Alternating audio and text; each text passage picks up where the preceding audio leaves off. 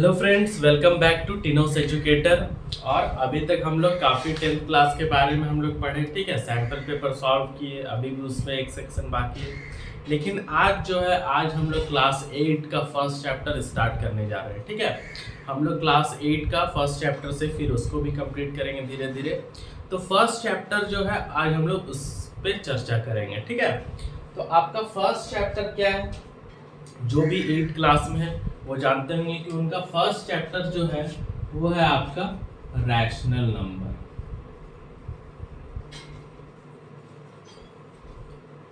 First chapter जो है वो क्या है? Rational number.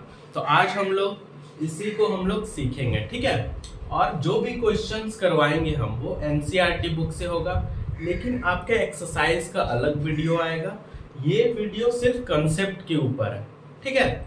तो जो भी कंसेप्ट देंगे उसी के बेसिस पे अगला वीडियो आएगा क्वेश्चंस का, ठीक है।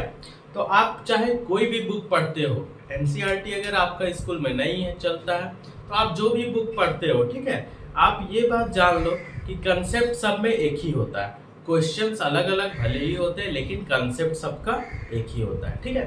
तो आइए हम लोग रैशनल नंबर को सीखें। तो रैशनल नंबर बताने से पहले सबसे पहले हम बताना चाहेंगे नेचुरल नंबर क्या होता है, ठीक है। नेचुरल नंबर आपका क्या होगा? नेचुरल नंबर जो भी नंबर आपका 1 से स्टार्ट होता हो, ठीक है, 1 2 3 4 5। तो ये जो 1 से स्टार्ट हुआ वो नंबर, ये हमारा क्या होगा? Natural number. सेकंड क्या है? होल नंबर, ठीक है। सेकंड क्या है हमारा? Whole number. अब नेचुरल नंबर तो 1 से स्टार्ट होता है, तो होल नंबर हमारा कहां से स्टार्ट होगा? 0 से। 0 1 2 3 4 5 आगे बढ़ता जाएगा, ठीक है। तो ये नेचुरल नंबर हो गया और ये होल नंबर। कभी भी डाउट में नहीं रहिएगा, नेचुरल नंबर हमेशा 1 से स्टार्ट होगा और होल नंबर हमेशा 0 से स्टार्ट होगा। इसका मतलब क्या है कि नेचुरल नंबर ये होल नंबर में आपका इंक्लूडेड है, ठीक है। यहां से आपका नेचुरल नंबर हो गया, अगर 0 हम लगा देते हैं तो ये बन जाएगा होल नंबर, ठीक है। तीसरा पार्ट क्या है आपका? इंटीजर्स। अब इंटीजर्स क्या होता है? इंटीजर्स में आपका नेचुरल नंबर भी रहेगा और होल नंबर भी रहेगा, ठीक है। लेकिन इंटीजर देखिए आपका 0 1 2 3 4 5 डॉट डॉट डॉट डॉट, ठीक है। ये तो आपका इंटीजर्स होगा ही होगा, लेकिन ये सारे क्या है? पॉजिटिव नंबर्स है। और इंटीजर्स में हम लोग नेगेटिव नंबर को भी इंक्लूड करते हैं। तो -1 -2 -3, ये जो भी आपका नेगेटिव नंबर, पॉजिटिव नंबर और 0, ये सारे का कॉम्बिनेशन को क्या बोलते हैं हम लोग? इंटीजर्स बोलते हैं, ठीक है। तो आपको समझ में आ गया होगा, नेचुरल नंबर 1 से स्टार्ट होगा, होल नंबर 0 से स्टार्ट होगा, इंटीजर्स आपका नेगेटिव नंबर, 0 और पॉजिटिव नंबर। इसका मतलब क्या है? इंटीजर्स में आपका होल नंबर भी आ जाएगा, नेचुरल नंबर भी आ जाएगा, ठीक है। और पॉजिटिव और नेगेटिव दोनों नंबर हमारा इंटीजर्स में आता है। अब हम लोग बढ़ेंगे रैशनल नंबर क्या है। ये तीनों अच्छे से समझ में आ चुका होगा।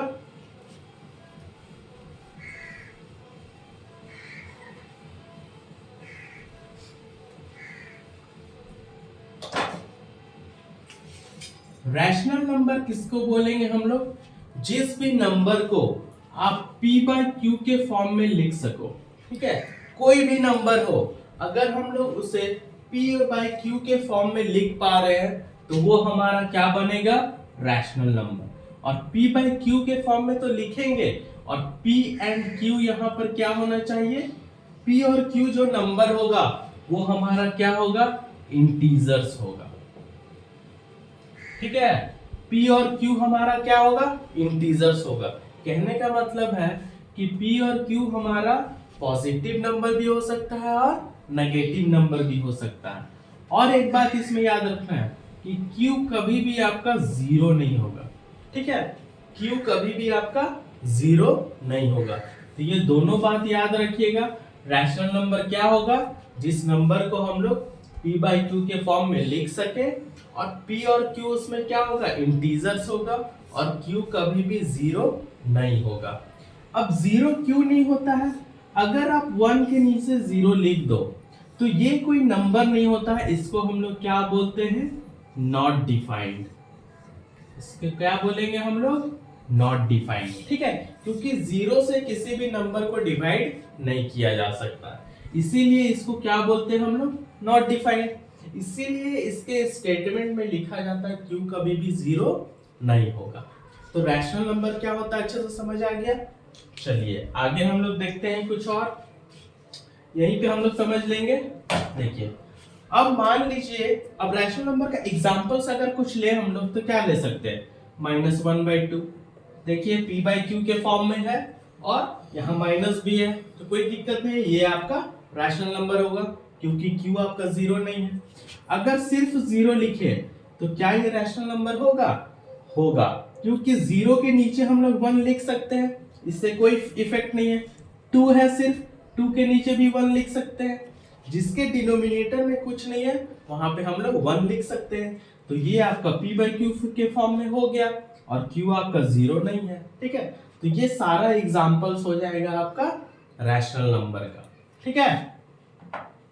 अब यहां से एक चीज और हम लोग सीखेंगे कि अगर मान लीजिए कि a और b दोनों रैशनल नंबर है, ठीक है, a भी रैशनल नंबर है, b भी रैशनल नंबर है। ऐसा क्वेश्चन आप देखते होंगे अक्सर बुक में, जो स्टूडेंट्स लोग काफी कंफ्यूज होते हैं।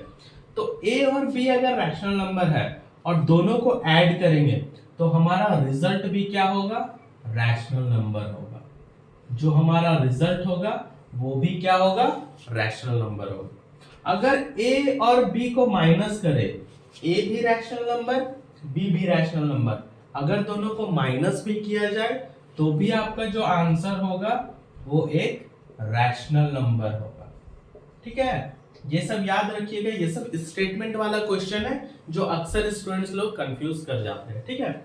अगर a इंटू बी किया जाए, a और b आपका क्या है, रैशनल नंबर है, ठीक है, तो आपका रिजल्ट क्या होगा, रैशनल नंबर होगा, ठीक। अगर a डिवाइड b किया जाए तो ये भी आपका रैशनल नंबर होगा, ठीक है, ये भी आपका क्या होगा, रैशनल नंबर होगा। लेकिन डिवाइड के केस में एक एक्सेप्शन है कि ये a डिवाइडेड बाय b आपका रैशनल नंबर तभी होगा जब b आपका जीरो ना हो, ठीक है। b आपका जीरो, अगर b आपका जीरो नहीं है तभी a डिवाइडेड बाय b आपका रैशनल नंबर होगा, ठीक है। तो ये स्टेटमेंट कुछ आपका यहां से मिल रहा है, a डिवाइडेड बाय b मतलब ये p बाई q के फॉर्म में होगा और q आपका जीरो नहीं होना चाहिए, ठीक है। तो यहाँ भी a डिवाइडेड बाय b आपका रैशनल नंबर तभी होगा जब b आपका जीरो के बराबर ना हो, ठीक है। तो यहाँ हम लोग रैशनल नंबर को सीख लिए। अब नेक्स्ट कंसेप्ट हम लोग सीखते हैं, ठीक है। इसको सबको जल्दी जल्दी कॉपी कर लीजिए, काफी अच्छे से समझना है क्योंकि जो नंबर सिस्टम वाला चैप्टर्स होता है इसमें छोटा छोटा क्वेश्चन गलत हो जाता है सबका, जो स्टेटमेंट के रूप में भी क्वेश्चन आएगा, ठीक है। तो हर एक क्वेश्चन को भी हम लोग करेंगे, हम आपका जो भी एनसीईआरटी बुक से एग्जांपल्स है, एक्सरसाइज है, वो सारा कुछ आपको करवाएंगे, ठीक है। अभी ये वीडियो हमारा कंसेप्ट्स के ऊपर है। तो अगला कंसेप्ट जो आता है हमारा वो क्या है, एडिटिव इनवर्स। एडिटिव इनवर्स हम लोग किसको कहते हैं, एडिटिव इनवर्स किसको बोलेंगे। मान लीजिए आपके पास एक रैशनल नंबर है 5/4, ठीक है, ये आपके पास एक रैशनल नंबर हो गया, तो इसका एडिटिव इनवर्स क्या होगा, तो ये आपका देखिए प्लस में है तो -5/4 इसका एडिटिव इनवर्स हो जाएगा, ठीक है। अगर आपके पास नंबर है -2/3 तो इसका एडिटिव इनवर्स क्या हो जाएगा, ये माइनस में है तो यहाँ प्लस में लिख लीजिए 2/3, ठीक है। ये सिंपल है एडिटिव इनवर्स। अगर प्लस में नंबर है तो माइनस लग जाएगा आंसर में, अगर माइनस है तो प्लस लग जाएगा। तो इस नंबर का एडिटिव इनवर्स क्या हुआ, ये हुआ। इस नंबर का एडिटिव इनवर्स क्या हुआ, ये हुआ। अब बोला जाएगा क्वेश्चन में कि एडिटिव इनवर्स को चेक कैसे करते हैं, तो जो ये नंबर था और इसका जो एडिटिव इनवर्स है, ठीक है, जो ये नंबर है और इसका एडिटिव इनवर्स हमारा ये है, दोनों को ऐड कीजिए तो 5/4 प्लस माइनस 5/4 क्या होगा, 5/4 प्लस माइनस माइनस होगा 5/4, ठीक है। 4 एलसीएम लेंगे, 5 माइनस 5 क्या हो जाएगा 0/4, मतलब आपका रिजल्ट क्या निकल गया 0। इसका मतलब जो भी नंबर रहता है और उसका एडिटिव इनवर्स जो भी आएगा, अगर इन दोनों को आपस में जोड़ा जाए तो आपका आंसर हमेशा क्या होगा 0 होगा, ठीक है। मतलब कि कोई भी एक रैशनल नंबर हो, उसका एडिटिव इनवर्स को अगर आपस में ऐड करें तो रिजल्ट हमेशा क्या आएगा 0 आएगा। आप यहाँ भी देख लीजिए, इन दोनों को ऐड करेंगे तो रिजल्ट हमारा क्या आएगा 0 आएगा। तो एडिटिव इनवर्स आप समझ गए कि कोई भी नंबर हो और उसका एडिटिव इनवर्स आपस में जब ऐड किया जाए तो आपका रिजल्टेंट क्या होगा 0 होगा, ठीक है। चलिए हम लोग नेक्स्ट कंसेप्ट देखते हैं।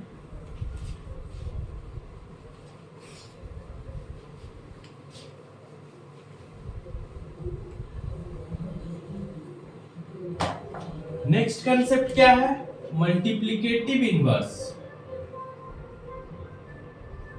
ठीक है। मल्टीप्लिकेटिव इनवर्स क्या होगा, अब मान लीजिए कि आपके पास रैशनल नंबर है 1/4, ठीक है। इसका मल्टीप्लिकेटिव इनवर्स क्या होगा, अगर बोला जाए कि इसका मल्टीप्लिकेटिव इनवर्स क्या होगा तो इसको जस्ट उलट दीजिए 4/1, ठीक है। ये इसका मल्टीप्लिकेटिव इनवर्स ये हो जाएगा। अगर क्वेश्चन है 2/3 का मल्टीप्लिकेटिव इनवर्स क्या होगा तो इसको उलट दीजिए 3/2, ये इसका मल्टीप्लिकेटिव इनवर्स हो गया, ठीक है। इसका मल्टीप्लिकेटिव इनवर्स ये हो गया, इसका ये हो गया। अब चेक कैसे करेंगे, अगर मान लीजिए 1/4 है और ये 4/1 है, दोनों को मल्टीप्लिकेटिव इनवर्स है या नहीं है चेक करना है, मल्टीप्लाई कर लीजिए, ये कट जाएगा ये कट जाएगा, आंसर 1। यहाँ भी देख लीजिए 2/3 है, इसका मल्टीप्लिकेटिव इनवर्स 3/2, आपस में कट जाएगा, आंसर क्या आ जाएगा 1। तो जिस भी नंबर का जो मल्टीप्लिकेटिव इनवर्स होता है, अगर दोनों को आपस में मल्टीप्लाई किया जाए तो आपका आंसर हमेशा क्या आएगा 1 आएगा, ठीक है। ये तरीका है आपका चेक करने का। तो मल्टीप्लिकेटिव इनवर्स भी आप लोगों को क्लियर हो चुका होगा। अब एक लास्ट कंसेप्ट आज का,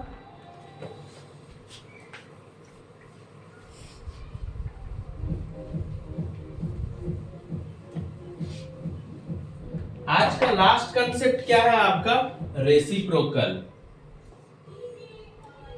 ठीक है। स्टूडेंट देखिए समझ जाता है कि ये क्या होता है या फिर सारा कुछ समझ जाएगा, लेकिन इसको नाम से याद नहीं रखता है। आप हर कंसेप्ट को नाम से याद रखिए कि एडिटिव इनवर्स किसको कहते हैं, मल्टीप्लिकेटिव इनवर्स किसको कहते हैं, तो रेसिप्रोकल किसको बोलेंगे।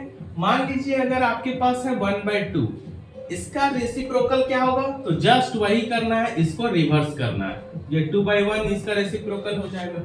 अगर -1/2 है, इसका रेसिप्रोकल क्या होगा 2/-1 होगा, ठीक है। आप 2/-1 लिखिए या फिर इसके जगह पे -2/1 लिखिए, दोनों चीज सेम है, ठीक है। डिनोमिनेटर में कभी भी हम लोग माइनस नहीं रखते हैं, ठीक है, इसीलिए माइनस क्या करेंगे ऊपर कर लेंगे। तो इसका मल्टीप्लिकेटिव इनवर्स ये भी होगा और ये भी होगा, ठीक है, मतलब रेसिप्रोकल। तो रेसिप्रोकल में हम लोग क्या करते हैं, जस्ट इसको रिवर्स करते हैं, जैसा हम लोग मल्टीप्लिकेटिव इनवर्स में कर रहे थे। तो रेसिप्रोकल अगर करने आएगा कि आप 5/4 का रेसिप्रोकल बताइए, तो इसको जस्ट रिवर्स कर देंगे 4/5, ये रेसिप्रोकल हो गया, ठीक है। तो उम्मीद है कि आपको अच्छे से समझ आया होगा। तो ये जो भी हम कंसेप्ट आपको बताए हैं, तो एनसीईआरटी में जो एक्सरसाइज है आपका फर्स्ट एक्सरसाइज, उससे रिलेटेड जो भी कंसेप्ट था वो बता दिए। अब नेक्स्ट वीडियो जो आएगा वो आपका इस सारे कंसेप्ट से रिलेटेड क्वेश्चंस आपको करवाएंगे, ठीक है। तो चलिए आज का वीडियो इतना ही रहेगा। उम्मीद है अब 8 क्लास वाले भी अब क्या हो जाएंगे, एक्टिव हो जाएंगे, और सब को शेयर कीजिए, ज्यादा से ज्यादा शेयर कीजिए, ताकि हम लोग क्या करें, अच्छे से हमारा भी मन लगे वीडियो बनाने में, ठीक है। चलिए, थैंक यू सबको, जय Hind. Hello friends, welcome back to Tinos Educator, ठीक है। और जैसा कि हम लोग रैशनल नंबर स्टार्ट किए थे जो क्लास 8 का चैप्टर है। तो पिछले क्लास में हम लोग कंसेप्ट भी देखे थे और एक वीडियो फिर एक्सरसाइज 1.1 पे था। ठीक है, तो आज जो हम लोग स्टार्ट करेंगे वो आपका नेक्स्ट कंसेप्ट का वीडियो होगा। ठीक है, और फिर पूरा कंसेप्ट को कंबाइन करके हम लोग एक वीडियो और एक सिंगल हम लोग ले आएंगे। ठीक है, तो चलिए आज जो हम लोग सीखेंगे वो आपका नेक्स्ट एक्सरसाइज से रिलेटेड कंसेप्ट्स होगा। ठीक है, और आज आपका ये चैप्टर भी ओवर हो जाएगा कंसेप्ट्स का। तो ठीक है, तो आइए हम लोग सीखते हैं कंसेप्ट्स को अच्छे से। तो आज का कंसेप्ट स्टार्ट करने से पहले आपको हम पिछले क्लास में 3 जो प्रॉपर्टीज होता है, कम्यूटेटिव, डिस्ट्रीब्यूटिव और एसोसिएटिव, ठीक है, ये प्रॉपर्टीज हम बताए नहीं थे। तो ये प्रॉपर्टीज हम लोग सबसे पहले सीख लेते हैं। ठीक है, तो फर्स्ट प्रॉपर्टी क्या था? कम्यूटेटिव। ठीक है, कम्यूटेटिव प्रॉपर्टी क्या होता है कि अगर आपके पास दो नंबर है, ए और बी, आपके पास दो नंबर है। ठीक है, ये प्रॉपर्टी हमेशा दो नंबर के साथ परफॉर्म किया जाता है। ठीक है, ये प्रॉपर्टी कितने नंबर्स के साथ परफॉर्म करेंगे हम लोग? दो नंबर्स। तो अगर आपके पास दो नंबर ए और बी है तो कम्यूटेटिव प्रॉपर्टी क्या होगा? A plus B is equal to B plus A. ठीक है, ये अगर रूल फॉलो हो रहा है किसी भी नंबर के द्वारा, ये रूल अगर फॉलो हो रहा है तो वो कम्यूटेटिव प्रॉपर्टी को फॉलो कर रहा है। और हम लोग क्या देखेंगे? a into B is equal to B into C, B into A. ठीक है, a into B is equal to B into A.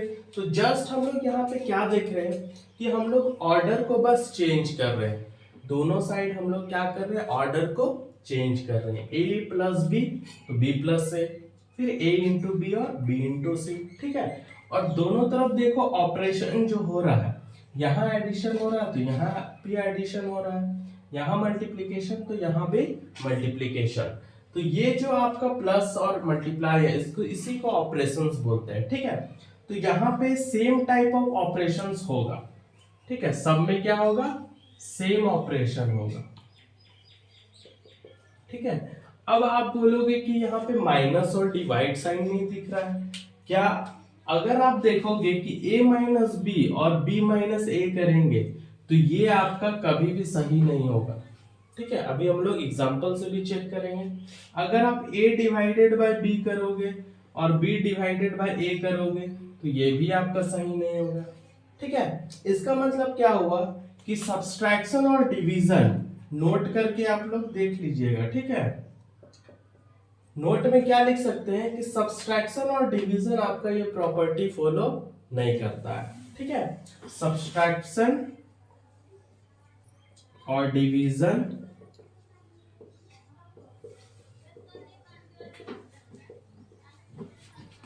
does not follow this property।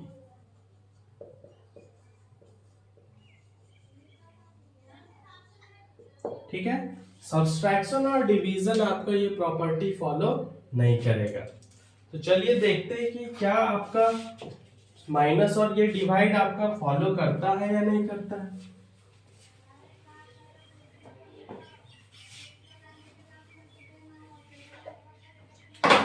Suppose हम लिखें 2 माइनस 3 और इधर क्या लिखना होगा? 3 माइनस 2। यहाँ पे आंसर क्या आएगा? -1 और यहाँ आ जाएगा 1। क्या ये दोनों इक्वल है? नहीं है, इसका मतलब हमारा नहीं फॉलो होगा।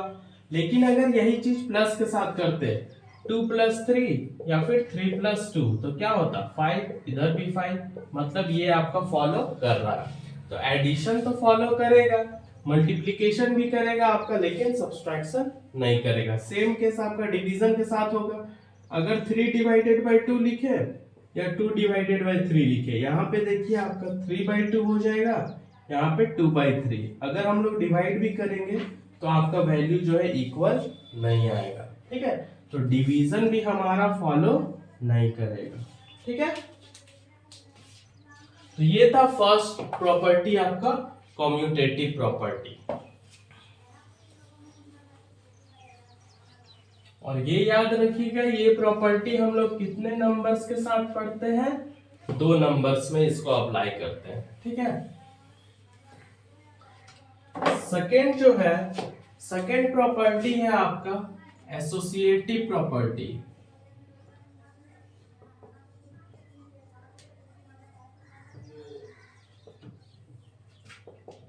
एसोसिएटिव प्रॉपर्टी हम लोग कितने नंबर्स के साथ पढ़ेंगे, 3 नंबर्स। ठीक है, ए बी सी हमारे पास 3 नंबर्स है। ठीक है, तो ये एसोसिएटिव प्रॉपर्टी क्या होगा, A plus B plus C is equal to A plus B plus C. ठीक है, मान लीजिए इन दोनों ब्रैकेट में रख दिए और इन दोनों को ब्रैकेट में रख दिए। इसका मतलब क्या हुआ, पहले यहाँ पे इन दोनों को ऐड करेंगे, फिर इससे ऐड करेंगे, और यहाँ पहले इन दोनों को ऐड करेंगे, फिर इससे ऐड करेंगे। ठीक है, तो आप जब ऐसा करोगे किसी भी 3 नंबर के साथ, तो हमेशा आंसर क्या आएगा, सेम आएगा। ठीक है, और हम लोग किसके साथ करेंगे, इनटू के साथ। ठीक है, इनटू भी आपका ये प्रॉपर्टी क्या करेगा, फॉलो करेगा। इसका मतलब यहाँ पे हम लोग जो भी ऑपरेशंस कर रहे हैं, यहाँ भी सेम ऑपरेशंस होगा। ऑपरेशन क्या होगा, एक ही टाइप का होगा दोनों साइड। ठीक है, अगर एडिशन हो रहा तो सिर्फ एडिशन, मल्टीप्लिकेशन हो रहा तो सिर्फ मल्टीप्लिकेशन। ठीक है, अब ये प्रॉपर्टी जो है, ये भी आपका सब्सट्रैक्शन और डिवीजन के साथ फॉलो नहीं होता है। ठीक है, अगर हम माइनस सब जगह करेंगे तो भी ये प्रॉपर्टी फॉलो नहीं होगा, और डिवीजन करेंगे तो भी ये प्रॉपर्टी फॉलो नहीं होगा। तो इसको ऐसे भी लिख लीजिए, a minus B minus C is equal to a minus B minus C. ये आपका फॉलो नहीं होगा। ठीक है, और a divided b divided c is equal to a divided b divided c, ये भी आपका फॉलो नहीं होगा। ठीक है, इसका मतलब सिर्फ प्लस और मल्टीप्लिकेशन में ही भी ये भी लॉ आपका फॉलो करेगा, और ये दोनों में आपका लॉ फॉलो नहीं होगा। ठीक है, इससे पहले वाला जो हम लोग प्रॉपर्टी पढ़े उसमें भी ये दोनों फॉलो नहीं कर रहा था। ठीक,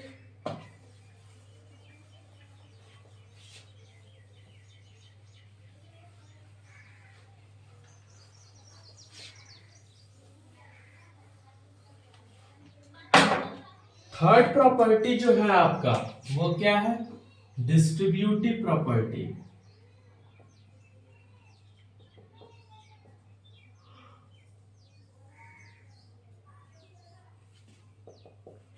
ये भी हम लोग कितने नंबर्स के साथ पढ़ेंगे, 3 नंबर्स। ठीक है, ये भी हम लोग कितने नंबर्स के साथ पढ़ते हैं, 3 नंबर्स। अगर ए बी सी आपके पास 3 नंबर्स है तो क्या होगा, a into b plus C is equal to a into B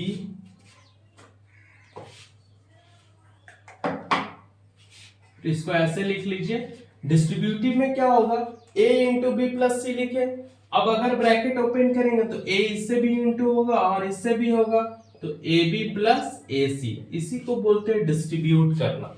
ठीक है, अगर आप लिखो a इंटू बी माइनस सी, और यहाँ पे क्या हो जाएगा, ए बी माइनस ए सी, तो यहाँ पे देखोगे कि आपका दो ऑपरेशन हो रहा है, मल्टीप्लाई भी और माइनस भी। ठीक है, तो यहाँ पे क्या लिख देंगे, डिफरेंट ऑपरेशंस।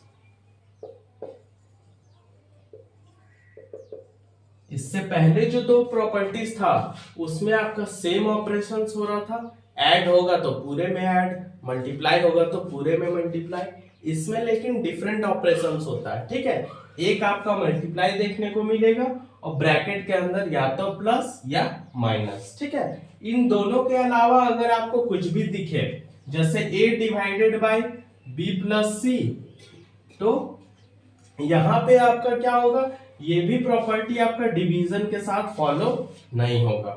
ठीक है, डिवीजन के साथ आपका फॉलो नहीं होगा। ठीक, आप करके देख लीजिएगा।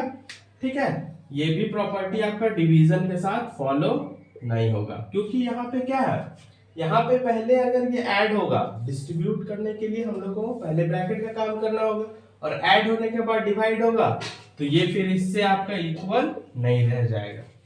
ठीक है, तो डिवीजन और सब्सट्रैक्शन के साथ ये भी प्रॉपर्टी आपका फॉलो नहीं होता।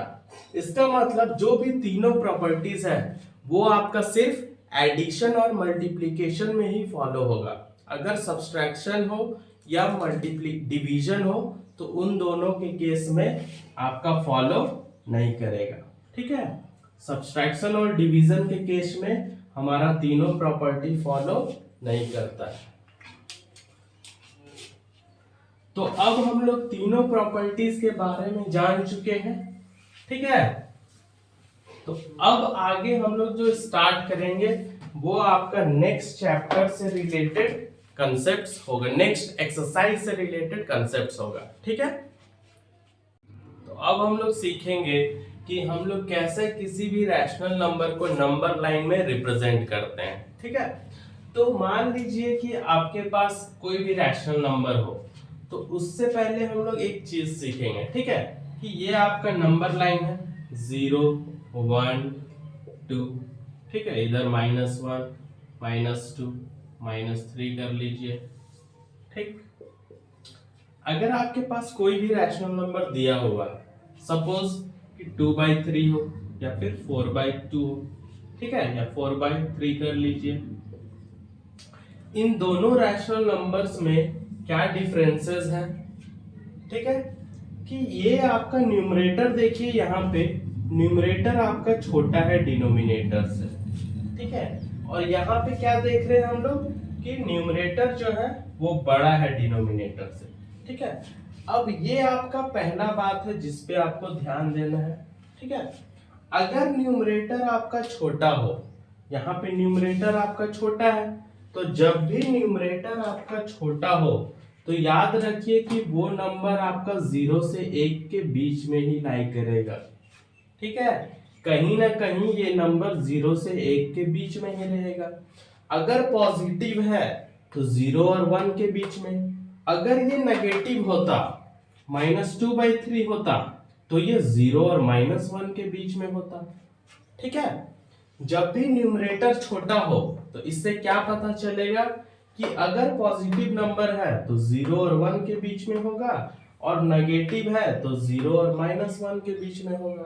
ठीक है, और अगर न्यूमरेटर आपका बड़ा हो तो न्यूमरेटर बड़ा वाला केस हम लोग एग्जांपल से ही सीखेंगे। ठीक है, चलिए, न्यूमरेटर बड़ा होने से आप एक बात जान सकते हो कि वो 0 और 1 और 0 और -1 के बीच में नहीं होगा, उसके बाद कहीं पे होगा। ठीक है, इतना बात क्लियर है। जब भी न्यूमरेटर छोटा हो तो अगर पॉजिटिव है तो 0 और 1 के बीच में मिलेगा, और नेगेटिव हो तो 0 और -1 के बीच में। ठीक है, और अगर न्यूमरेटर आपका बड़ा हो जैसे 4/3, तो ये आपका यहाँ पे और यहाँ पे लाई नहीं करेगा, या तो इसके बाद करेगा पॉजिटिव होगा तो, और नेगेटिव होगा तो इसके बाद। ठीक है, चलिए हम लोग एग्जांपल से सीखते हैं कि बनाना कैसे है। सपोज एक क्वेश्चन लेते हैं हम लोग। ठीक है, एक क्वेश्चन लिए 2/3 कि इसको कैसे हम लोग नंबर लाइन पर रिप्रेजेंट करेंगे। तो सबसे पहला बात क्या देखना था कि न्यूमरेटर आपका छोटा है या बड़ा है। तो न्यूमरेटर आपका यहाँ पे क्या हो गया, छोटा हो गया। छोटा होने से क्या मतलब है कि ये पॉजिटिव नंबर भी है और न्यूमरेटर छोटा है, मतलब कहाँ पे लाई करेगा, 0 और 1 के बीच लाई करेगा। इतना पता चल गया, तो ज्यादा बनाने का जरूरत भी नहीं है, ज्यादा से ज्यादा एक पॉइंट और बना दीजिए। ठीक है, अब इसको लोकेट कैसे करेंगे, तो जितना आपका डिनोमिनेटर है, डिनोमिनेटर आपका कितना है, डिनोमिनेटर आपका कितना हो गया, डिनोमिनेटर 3 है। तो जितना डिनोमिनेटर होगा उससे एक कम, ठीक है, जितना डिनोमिनेटर होगा उससे एक कम कर लीजिए, दो लाइन आपको बीच में ड्रॉ कर लेना है।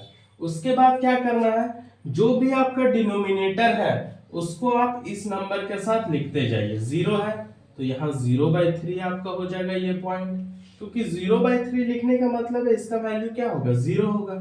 ये वाला पॉइंट आपका क्या होगा, 1/3। ये वाला पॉइंट आपका क्या होगा 2/3, और ये वाला पॉइंट अगर हम लोग आगे बढ़ेंगे तो ये होगा 3/3।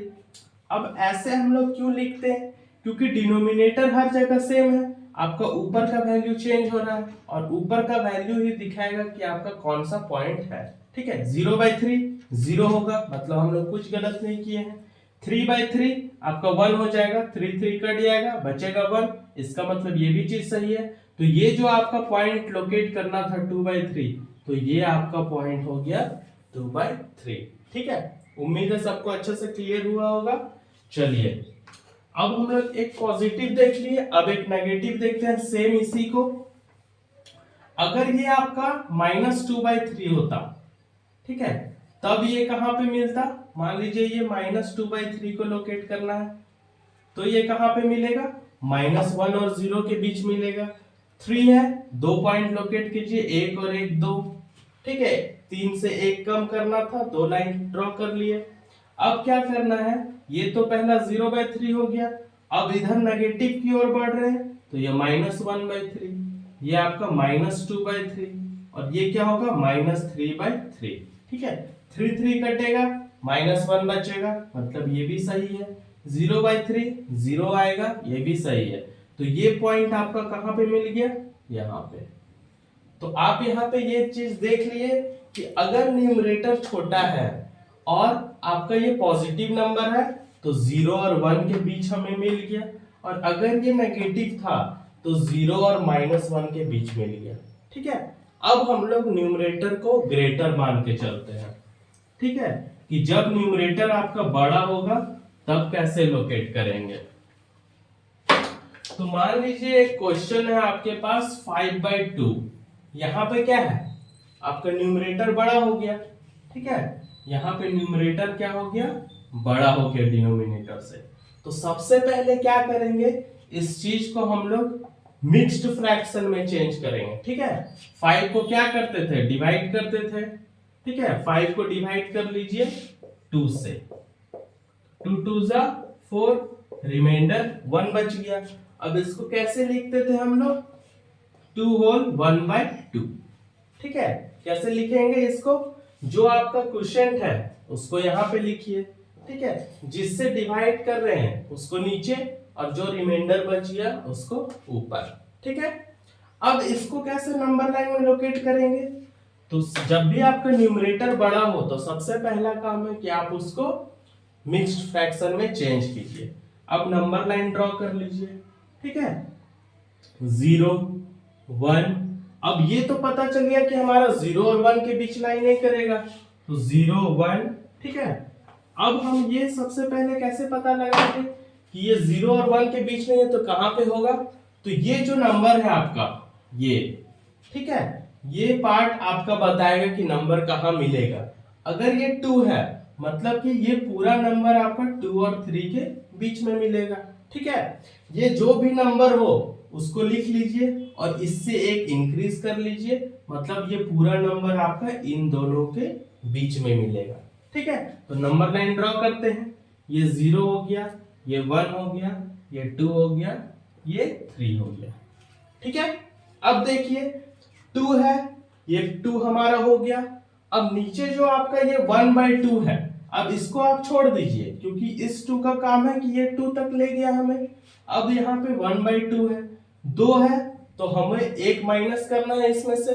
ठीक है, इसमें से एक माइनस कीजिए, 1 बचा, तो एक लाइन ड्रॉ करेंगे, और ये वाला पॉइंट हमारा क्या हो जाएगा, ये पॉइंट तो पहले से आपका 2 है, और ये 1/2, तो पहला पॉइंट आपका क्या हो गया 1/2। ठीक है, तो ये जो पॉइंट आपका मिला, ये पॉइंट है आपका 5/2। ठीक है, ये फर्स्ट प्रोसेस था। अगर ये नेगेटिव होता तब कहां पे मिलता, तब -2 और -3 के बीच मिल जाता। अगर ये -5/2 होता तो ये नंबर हमें कहां पे मिलता आपका, -2 और -3 के तरफ मिलता। ठीक है, ये फर्स्ट प्रोसेस था। सेकेंड प्रोसेस क्या है इसको लोकेट करने का, कि अगर हम चाहते हैं कि हम इसको बिना मिक्स में चेंज किए हुए अगर लोकेट करें तो कैसे करेंगे।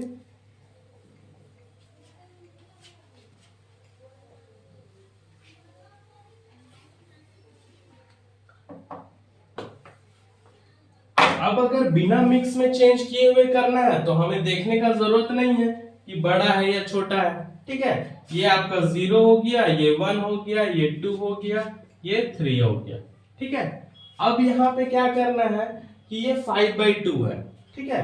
तो यहाँ पे ये क्या हो जाएगा, 0/5 हो जाएगा पहला पॉइंट, ठीक है। अब ये देखिए यहाँ 2 है तो सबके बीच में एक एक लाइन आप ड्रॉ करोगे, ठीक है। अगर ये 2 है तो इससे एक माइनस करेंगे, 1 बचेगा, तो सबके बीच आपको एक एक लाइन ही ड्रॉ करना है, ठीक है।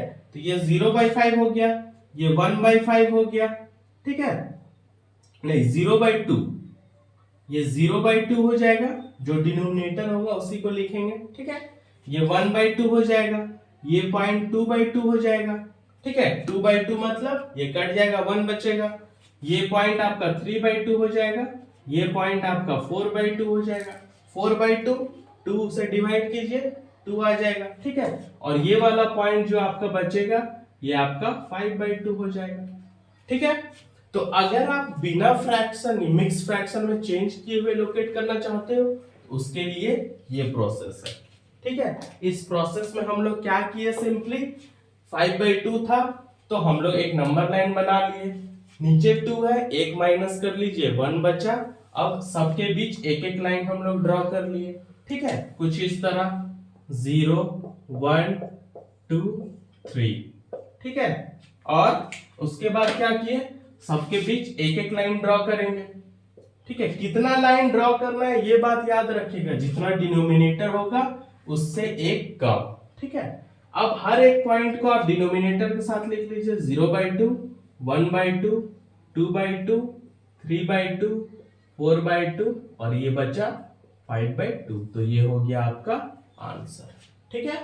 तो ये हमारा पहला कंसेप्ट था कि किसी भी रैशनल नंबर को हम लोग कैसे लोकेट करते हैं नंबर लाइन पे।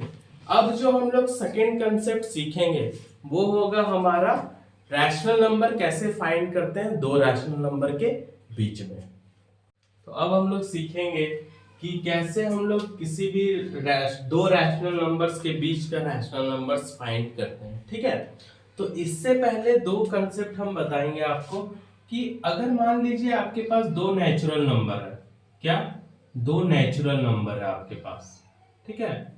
और ये नेचुरल नंबर्स क्या क्या है आपके पास, जैसे कि अगर मान लीजिए आपसे पूछे कि 2 और 10 के बीच कितना नेचुरल नंबर्स होगा, 2 और 10 के बीच कितना नेचुरल नंबर्स होगा, तो आप इजीली बता सकते हो, 3 होगा, 4 होगा, 5 होगा, 6 होगा, 7 8 9, ठीक है। मतलब कि आप आसानी से बता दिए कितना रैशनल नंबर्स होगा। और ये रैशनल नंबर्स क्या होगा, आपका डेफिनिट होगा, ठीक है।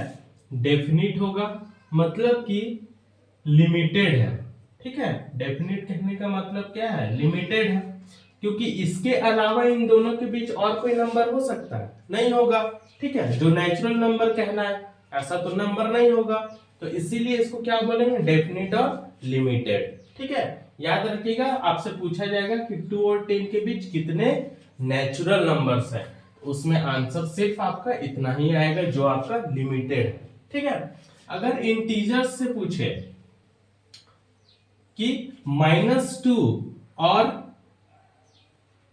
0 के बीच आपका कितना नंबर्स है, ठीक है, या फिर बोल दे कि -2 और 3 के बीच कितना नंबर्स है, तो आप क्या क्या बोलोगे, इनके बीच कौन कौन से नंबर है, -1 है, 0 है, 1 है, 2 है, इतना ही नंबर्स आपका कैलकुलेट होगा। इसका मतलब अगर आपसे पूछे कि -2 और 3 के बीच कितने इंटीजर्स हैं, तो भी आपके पास आंसर्स क्या है, आंसर्स लिमिटेड है, ठीक है। आपके पास जो आंसर्स है वो क्या है, लिमिटेड है।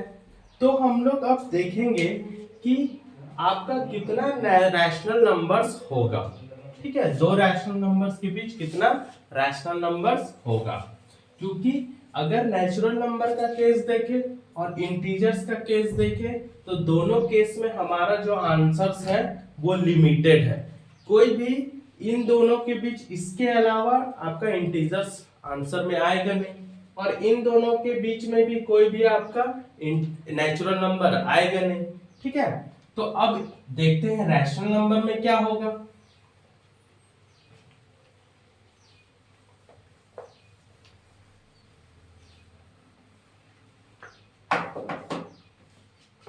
अगर आपके पास दो रैशनल नंबर्स है, जैसे 2 और 5, अब यहाँ पे क्वेश्चन चेंज हो जाएगा। ठीक है, आपसे बोलेगा कि इनके बीच रैशनल नंबर्स फाइंड कीजिए। ठीक है, इनके बीच रैशनल नंबर्स फाइंड कीजिए। कितना भी रैशनल नंबर्स बोल सकता है, 2 3 4 5 10 20 50। ठीक है, इससे पहले जो भी सीखे याद रखिए कि दो नंबर्स के बीच आपको नेचुरल नंबर फाइंड करने बोला गया था या फिर इंटीजर्स फाइंड करने बोला गया था। तो उस केस में आपका आंसर क्या था, लिमिटेड था यानी डेफिनेट था। ठीक है, यहाँ पे आपको दो नंबर के बीच रैशनल नंबर्स फाइंड करने को बोला जा रहा है। ठीक है, रैशनल नंबर्स फाइंड करने को बोला जा रहा है। और आप सीखे हो कि रैशनल नंबर्स आपका किस फॉर्म में होता है, p/q के फॉर्म में होता है। तो आइए इनके बीच हम लोग रैशनल नंबर्स फाइंड करने को सीखे। ये दोनों सिंगल नंबर है, तो इनको हम ऐसे भी लिख सकते हैं 20/10, और इसको भी लिख सकते हैं 50/10। ठीक है, ऐसा हम लोग लिख सकते हैं। 0 0 कट जाएगा, वापस से 2 मिल जाएगा, 0 0 कट जाएगा, वापस से 5 मिल जाएगा। ठीक है, तो इस तरीके से हम लोग लिख लिए। अब ये किस फॉर्म में हो गया, रैशनल नंबर के फॉर्म में हो गया। ठीक है, अब इनके बीच का आप रैशनल नंबर इजीली लिख सकते हो या नहीं लिख सकते हो, लिख सकते हैं। नीचे आपका याद रखिए डिनोमिनेटर हमेशा सेम होना चाहिए। डिनोमिनेटर सेम है तो ऊपर से आप कोई भी नंबर लिख लो इनके बीच का, 21/10, 22/10, 23/10। ठीक है, और ये चलता जाएगा 49/10 तक।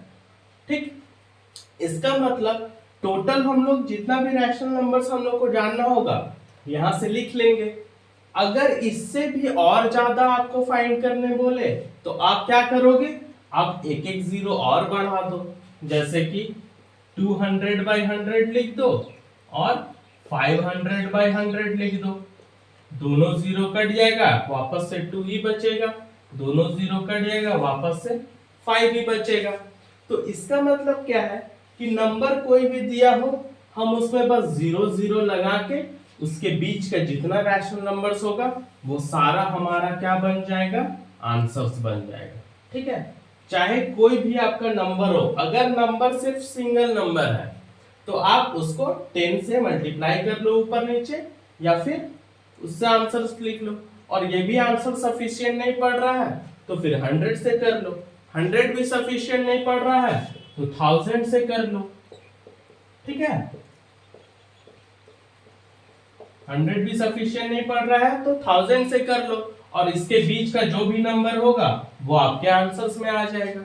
ठीक, तो ये था एक प्रोसेस। ये प्रोसेस कब अप्लाई करेंगे, जब हमारा नंबर जो क्वेश्चन में है वो सिंगल डिजिट का हो। ठीक है, मतलब कि सिर्फ न्यूमरेटर हो, यहाँ पे डिनोमिनेटर है नहीं। ठीक है, इन दोनों के पास डिनोमिनेटर क्या है, डिनोमिनेटर अगर लिखना चाहिए तो डिनोमिनेटर दोनों के पास 1 है। तो ऐसा सिर्फ हम लोग इसी केस में कर सकते हैं, क्योंकि ऊपर नीचे हम लोग 10 से इंटू करके इजिली हम लोग नीचे डिनोमिनेटर सेम कर लिए। तो अब नेक्स्ट प्रोसेस क्या है, वो नेक्स्ट टाइप्स का क्वेश्चंस में आएगा।